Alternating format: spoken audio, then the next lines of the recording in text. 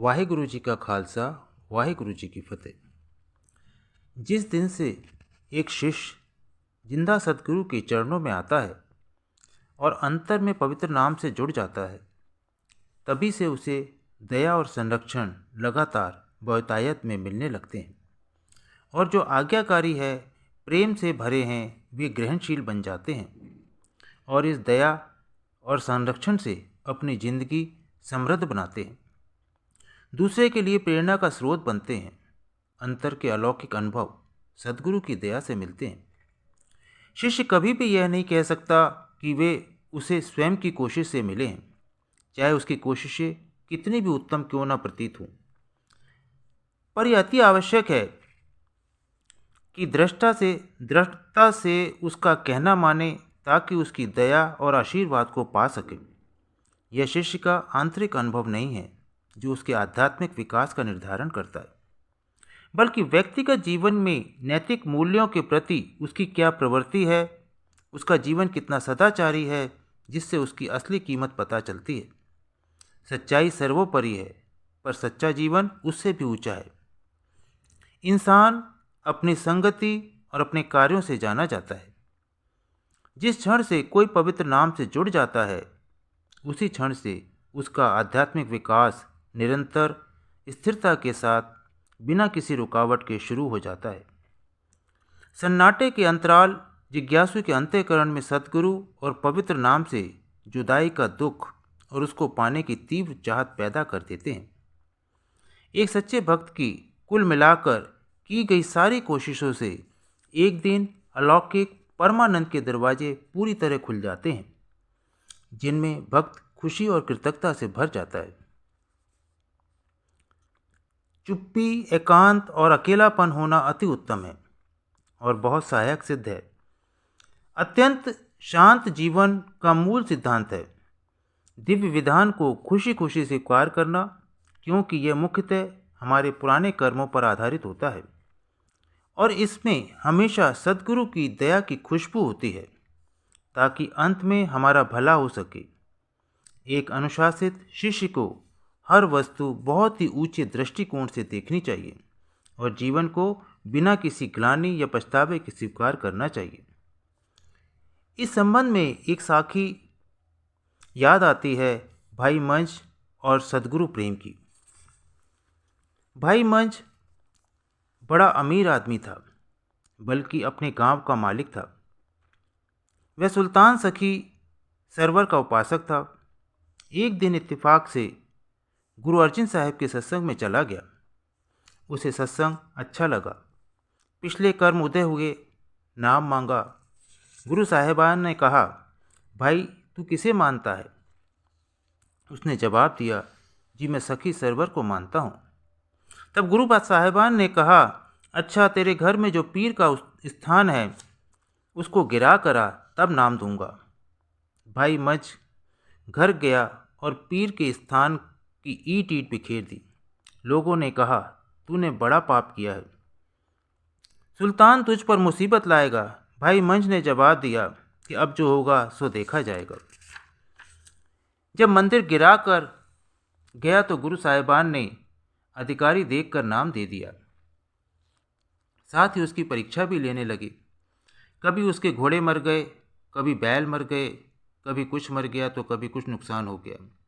लोगों ने कहा, देखा सखी सरवर का मंदिर गिराया, उसकी सजा है, अब फिर मंदिर बना ले भाई। मंझ बोला, कुछ परवाह नहीं, वह गरीब हो गया, कर्जदार हो गया। कर्ज देने वालों ने कहा कि या तो कर्ज चुका या गांव छोड़ दे। लोगों ने कहा कि फिर से सुल्तान का मंदिर बनवा दे, सब कुछ ठीक हो जाएगा। लेकिन नहीं, वे गांव छोड़कर बाहर रहने लगा। एक लड़की, एक खुद और स्त्री भी वहां रह गए, बाकी सब ने साथ छोड़ दिया। अब जमींदारों को और काम आता नहीं, बेचारा बाहर से घास लाता, उसे बेचकर पैसे कमाता, गुजारा करता था। जब कुछ दिन बीते तो गुरु साहब ने भाई मंझ की ओर एक चिट्ठी भेजी और कहा, इस चिट्ठी की भेंट 20 रुपये है। अगर मंझ 20 रुपये दे तो चिट्ठी दे देना। चिट्ठी दिखाई, गुरु साहिबान का हुक्म सुनाया। भाई मंझ बड़ा खुश हुआ, लेकिन पास कुछ ना था औरत से सलाह की। औरतों के हाथ में कान नाक में कुछ जेवर होते हैं, कुछ लड़की की चूड़ियाँ, कुछ औरत की चूड़ियाँ, अन्य जेवर वगैरह इकट्ठा किया और सुनार के पास किया। उसने कहा 20-25 रुपये का माल है। भाई मंझ ने कहा कि मुझे 20 रुपये दे दो। सुनार से 20 रुपये लेकर सिख को दे दिए। भाई मंझ ने चिट्ठी ले ली। कभी चिट्ठी माथे पर रखता, कभी आंखों से लगाता, कभी चूमता, कभी छाती से लगाता। 1-2 साल इस तरह और निकल गए। एक दिन फिर गुरु साहिबान ने एक सिख को चिट्ठी लेकर के भेजा। इसकी भेंट 25 रुपये। देखो किस सिख का हौसला कि ऐसी तकलीफ़ें बर्दाश्त करे। अब मंझ सोचने लगा कि 25 रुपये कहाँ से लाऊं, पास में कुछ ना था। किसी समय भाई मंझ के गांव का चौधरी उसकी लड़की का रिश्ता मांगता था, लेकिन भाई मंझ ने यह कहकर उसे मना कर दिया कि रिश्ता मेरी बिरादरी का नहीं है। अब मंझ ने सोचा कि उससे मिलना चाहिए।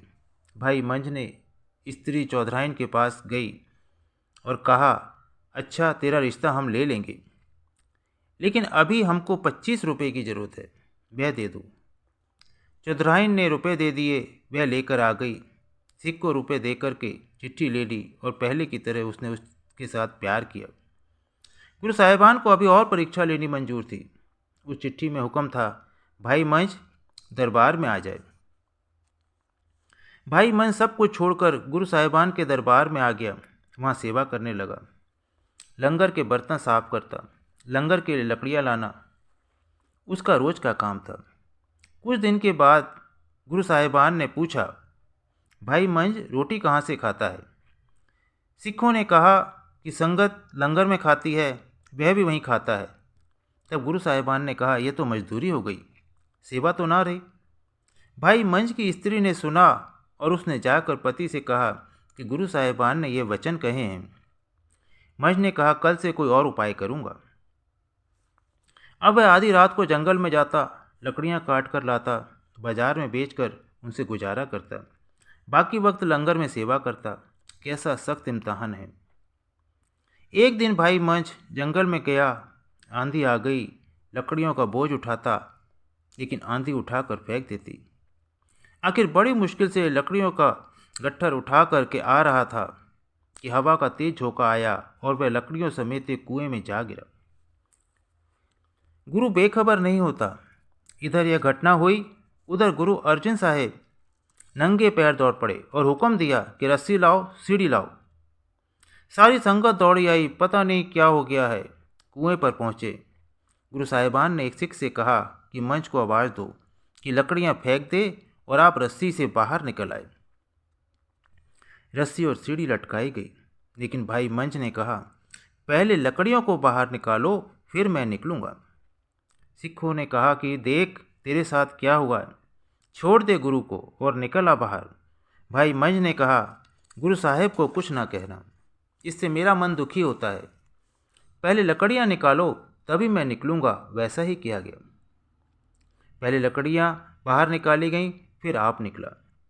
इसका नाम है शरण। जब निकला तो गुरु अर्जुन साहेब ने दयाल होकर गले लगा लिया और कहा, मांग, क्या मांगता है? चाहे तो त्रिलोकी का राज आज तुझको दे दूं। उसने दीनतापूर्वक अर्ज की, हे सदगुरु, मुझे तो सिर्फ तू ही चाहिए। यह सुनकर गुरु साहिबान ने मंझ को फिर छाती से लगा लिया और वर दिया, मंझ प्यारा गुरु को, गुरु मंझ प्यारा। मंझ गुरु का बोए था जग लंघनहारा, कि जिसको तू नाम देगा वह संसार सागर से पार हो जाएगा। यह है शरण का फल, परंतु शरण लेना कठिन है। जब हम शरण में चले जाते हैं तो सद्गुरु निहाल कर देते हैं, इतनी दया से भर देते हैं। वाहे गुरु जी का खालसा, वाहे गुरु जी की फतेह।